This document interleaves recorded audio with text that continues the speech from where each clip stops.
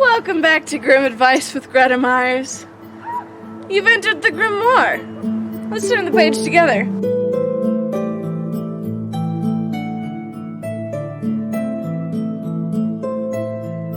This one I would be shocked if you haven't heard the A version or literally like thousands of versions, because this one everyone loves to do. So I'm going to put right here when the story's done. If you don't want to stick around for the Grimm version, which is actually there are some differences between the versions you probably have heard.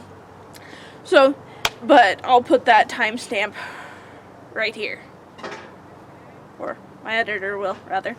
All right, without further ado, Cinderella. The wife of a rich man fell sick, and as she felt that her end was drawing near, she called her only daughter to her bedside and said, "Dear child, be good and pious, and then the good God will always protect you, and I will look down on you from heaven and be near you." Then she closed her eyes and departed. Every day the maiden went out to her mother's grave and wept, and she remained pious and good. When winter came, the snow spread a white sheet over the grave, and then the spring sun had drawn it off again. The man had taken another wife. The woman had brought 2 daughters into the house with her, who were beautiful and fair of face, but vile and black of heart. Now began a bad time for the poor stepchild. "Is the stupid goose to sit in the parlor with us?" said they. "He who wants to eat bread must earn it. Out with the kitchen wench." Then they took her pretty clothes away from her, put an old gray bedgown on her, and gave her wooden shoes. "Just look at the proud princess, how decked out she is," they cried and laughed, and led her into the kitchen. There she had to do hard work from morning till night, get up before daybreak, carry water, light fires, cook and wash. Besides this, the sisters did her every imaginable injury. They mocked her and emptied her peas and lentils into the ashes, so that she was forced to sit and pick them out again. In the evening, when she had worked till she was weary, she had no bed to go to, but had to sleep by the fireside in the ashes. And since on that account she always looked dusty and dirty, and they called her Cinderella. It happened that the father was once going to the fair, and he asked his 2 stepdaughters what he should bring back for them. "Beautiful dresses," said one. "Pearls and jewels," said the second. "And you, Cinderella," said he, "what will you have?" "Father, break off for me the first branch which knocks against your hat on your way home." So he bought beautiful dresses and pearls and jewels for his 2 stepsisters, and on his way home, as he was riding through a green thicket, a hazel twig brushed against him and knocked off his hat. Then he broke off the branch and took it with him. When he reached home, he gave his stepsisters the things what they had wished for, and to Cinderella he gave the branch from the hazel bush. Cinderella thanked him and went to her mother's grave and planted the branch on it, and wept so much that the tears fell down on it and watered it. And it grew, however, and became a handsome tree. Thrice a day, Cinderella went and sat beneath it and wept and prayed, and a little white bird always came on the tree. And if Cinderella expressed a wish, the bird threw down to her what she had wished for. It happened, however, that the king appointed a festival which was to last 3 days, and to which all the beautiful young girls in the country were invited, in order that his son might choose himself a bride. When the 2 stepsisters heard that they too were to appear among the number, they were delighted, called Cinderella and said, "Comb our hair for us, brush our shoes, fasten our buckles, for we are going to the festival at the king's palace."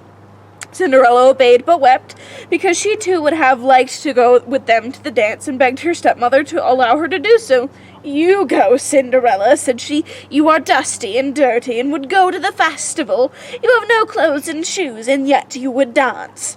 As, however, Cinderella went on asking, the stepmother at last said, "I have emptied a dish of lentils into the ashes for you. If you have picked them out again in 2 hours, you shall go with us." The maiden went through the back door into the garden and called, "You tame pigeons, you turtle doves, all you birds beneath the sky, come to help me pick the good into the pot, the bad into the crop." The 2 white pigeons came in by the kitchen window, and afterwards the turtle doves, and at last all the birds beneath the sky came whirring and crowding in and alighted amongst the ashes.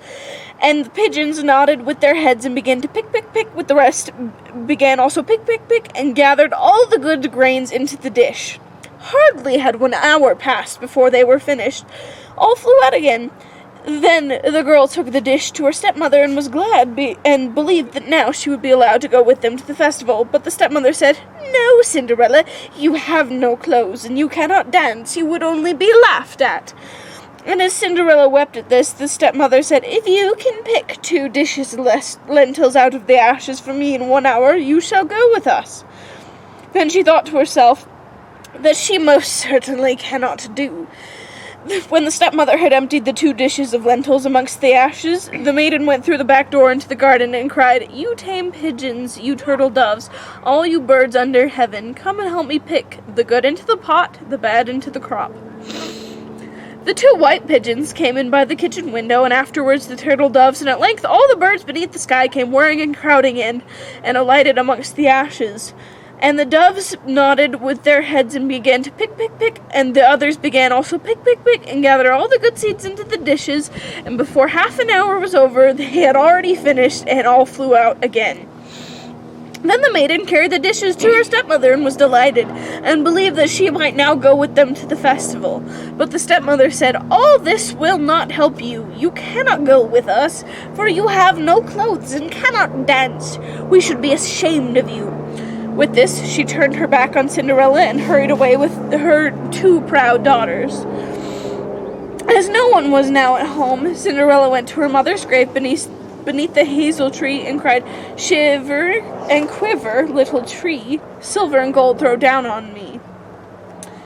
Then the bird threw a gold and silver dress down to her, and slippers embroidered with silk and silver. She put on the dress with all speed and went to the festival. Her stepsisters and stepmother, however, did not know her and thought she must be a foreign princess, for she looked so beautiful in the golden dress. They never once thought of Cinderella and believed that she was sitting at home in the dirt picking lentils out of the ashes. The prince went to meet her, took her by the hand, and danced with her.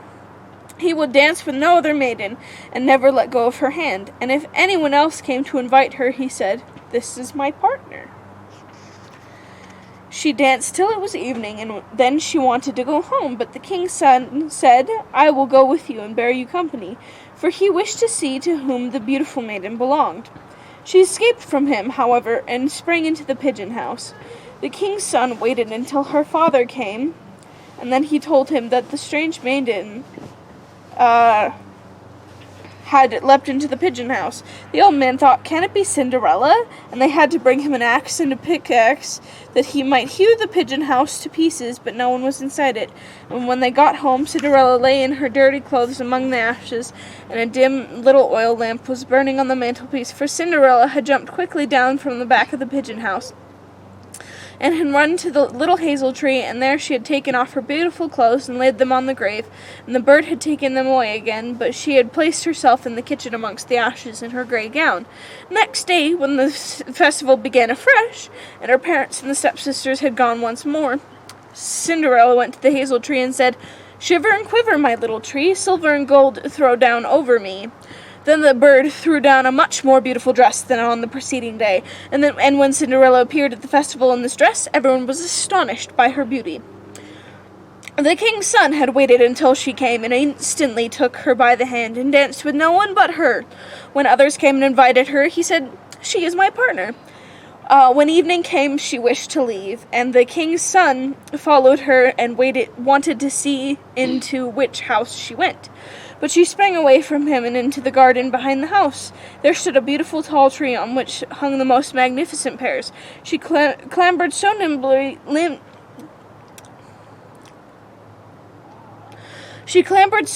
between the branches like a squirrel that the king's son did not know where she had gone. He waited until her father came and said to him, "The strange maiden has escaped from me, and I believe she has climbed up the pear tree." The father thought, "Can it be Cinderella?" and had an axe brought and cut the tree down, but no one was on it. And when they got into the kitchen, Cinderella lay there amongst the ashes as usual, for she had jumped down on the other side of the tree, had taken the beautiful dress of the bird on the little hazel tree and put on her gray gown. On the third day, when the parents and sisters had gone away, Cinderella went more to her mother's grave and said to the little tree, "Shiver and quiver, my little tree, silver and gold throw down over me." And now the bird threw down to her a dress which was more splendid and magnificent than any she had yet had, and the slippers were golden. And when she went to the festival in the dress, no one knew how to speak for astonishment. The king's son danced with her only, and if anyone invited her to dance, he said, "She is my partner." When evening came, Cinderella wished to leave, and the king's son was anxious to go with her, but she escaped from him so quickly that he could not follow her. The king's son had, however, used a stratagem, and had caused the whole staircase to be smeared with pitch, and there, when she ran down, had the maiden's left slipper, which remained sticking. The king's son picked it up, and it was small and dainty, and all golden. Next morning he brought it to the father, and said to him, "No one shall be my wife, but she whose foot fits this golden slipper." Then the two sisters were glad, for they had pretty feet. The eldest went with the shoe into her room, and wanted to try it on, but the mother stood by. But she could not get her big toe into it, and the shoe was too small for her. Then her mother gave her a knife and said, "Cut the toe off. When you are queen, you will have no more need to go on foot."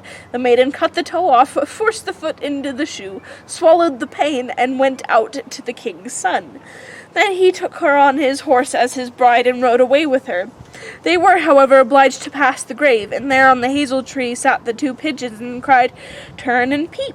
Turn and peep, there's blood within the shoe. The shoe is too small for her. The true bride waits for you." Then he looked at her foot and saw how the blood was streaming from it.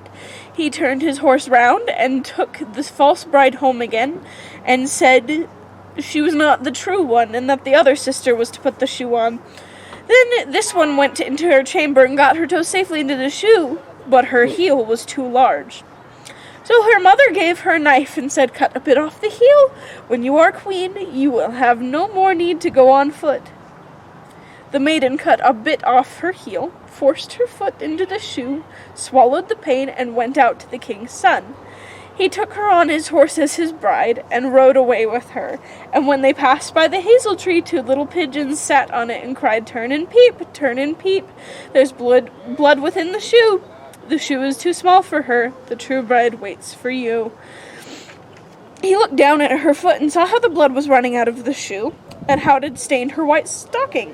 Then he turned his horse and took the false bride home again. "This also is not the right one," said he. "Have you no other daughter?" "No," said the man. "There's still a little stunted kitchen wench, which my late wife left behind, but she cannot possibly be the bride." The king's son said he was to send her up to him, but the mother answered, "Oh no, she is much too dirty. She cannot show herself." The king's son said he was to send her up to him. I just read that. He absolutely insisted on it, and Cinderella had to be called. She first washed her hands and face clean, then went and bowed down before the king's son, who gave her the golden shoe. Then she seated herself on a stool, drew her foot out of the heavy wooden shoe, and put it into the slipper, which fit like a glove. And when she rose up and the king's son looked at her face, he recognized the beautiful maiden who had danced with him, and cried, "This is the true bride." The stepmother and the two sisters were terrified and became pale with rage. He, however, took Cinderella on his horse and rode away with her. And as they passed by the hazel tree, the two white doves cried, turn and peep, no blood is in the shoe. The shoe is not too small for her, the true bride rides with you." And when they had carried that, the two came flying down and placed themselves on Cinderella's shoulders, one on the right and the other on the left, and remained sitting there. When the wedding with the king's son was celebrated, the two false sisters came and wanted to get into favor with Cinderella and share her good fortune. When the betrothed couple went to church, and the elder was at the right side and the younger at the left, the pigeons pecked out one eye of each of them. Afterwards, as they came back, the elder was at the left and the younger at the right, and when the pigeons pecked out the other eye of each. And thus, for their wickedness and falsehood, they were punished with blindness as long as they lived.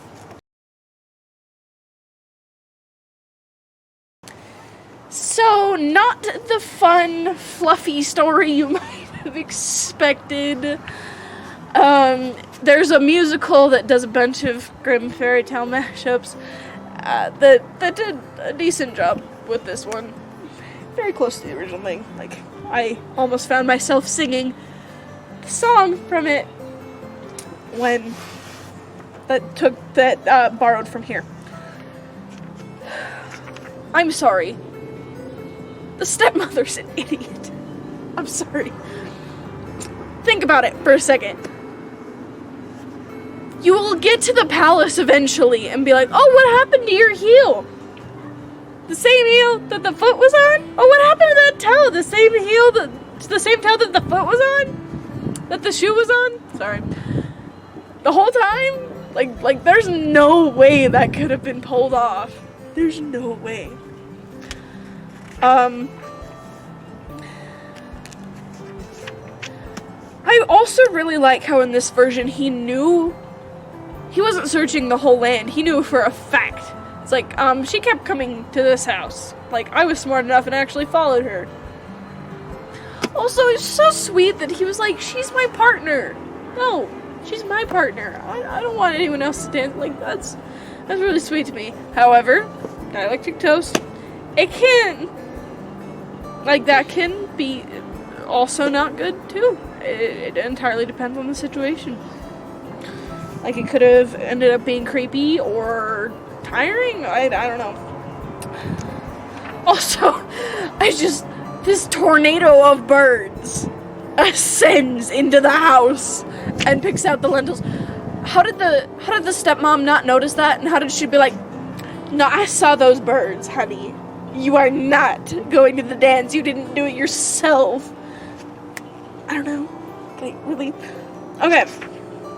So, my analysis for this one might seem contrary to what I have said other times, maybe, depending on, I don't know, depending on what you're getting out of it.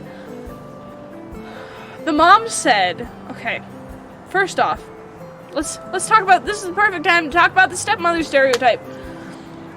In the days of Grimm lore, if you were to get married and you had children, like, whoever was higher in status, the lower person would have to give up the children to fit into the household because they were now obligated to take care of the other person's kids.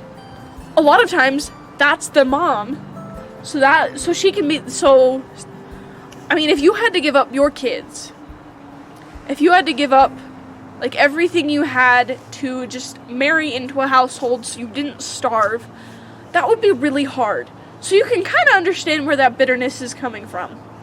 But in this case, we assume that the husband was the one of the lower status because he totally rejected Cinderella. Like, him bringing the hazel plant back to her, like, addressing her, like, that was a lot saying. So when you're like, the dad was like, she's a kitchen wench, like, he's not, I don't have any more children. That's why. Because he had to, like, to earn that money and that land and that title that the who he married into had. That's why. That's one of my favorite things from the introduction of this that I can't just straight read from because of copyright. Also, can we talk about, a lot of you are like, well, she could have asked for dresses and stuff, and her dad would bring him back. One, again, probably not, because he's kind of had to forsake her. And it's actually really lucky that she was even in the household at all at that point. From what I understand. I obviously don't have a doctorate or anything like that, but she was really lucky to be able to live at the house at all. But the hazel tree thing, really smart, because the stepmom can't take that away. The dad was like, sure, why not? It's easy. And then she has this connection with her mom.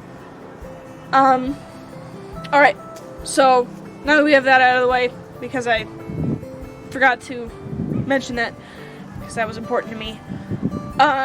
First, so we'll get to the thing that might sound contradictory in a second. The first thing, can we talk about how important tears are and crying is? I mean, she grew an entire tree out of her tears that ended up helping her so much later. She was not afraid to express emotion. And she was good and she was kind and she was nice. And she didn't suppress that this was still hard for her. Now granted, did she necessarily do it to the people who were harming her? No. But she found that outlet. She cried. She knew crying was important. It was a healthy way to express emotion and get that out there. And in the end, I don't think it's a coincidence that the birds are helping her out, because she's been in nature crying for so long. And, well, the Grimm brothers again believed in heaven and a god, and nature is very tied with that. And she went to her mom's grave to cry. So the mom, like, honestly could have just been like, "Hey, birds," and they're like, "Yeah, we know, she's having a rough one, buddy," and just really helped her. So honestly, don't be afraid to cry. Don't be afraid to express that emotion. You need to. So you need to. Honestly, it's healthy and it's okay to cry. And if you don't cry, if that's just something, like if you don't cry because you're suppressing it, no. It's okay. Let it out. Let anime cry. Just let it fall down your cheeks. If you don't cry because you're just not a person who needs to release those hormones that way, that's valid. You're valid. That's okay. Alright, now here's the thing that might seem contradictory. I have been a firm stander, at least in Hansel and Gretel, of saying you can stand up for yourself, and that's okay. It's also okay to be stuck in that situation. And dialectic toast, it's still okay to stand up for yourself. It really is. I promise. However, sometimes in the situation, it's not. You really have to pick your battles sometimes with things like this. Because the mom said to her, "Be kind, be good, be pious." Be pious. Not biased. Or some combination of the two of those. So, and I've said a lot about boundaries, and it seemed like Cinderella didn't have boundaries. I would argue with that. She knew when she needed to go cry. She knew what she needed to do. And for her, the boundary was, I will keep my emotion. I will get my emotion out somewhere else. That's my boundary. I'm not going to show it in front of them. And I want to be nice. I want to be kind. I don't want to pick this fight. She was choosing her battles. And I don't know, maybe she'd tried to pick the battles and it had ended badly. We don't get to see that.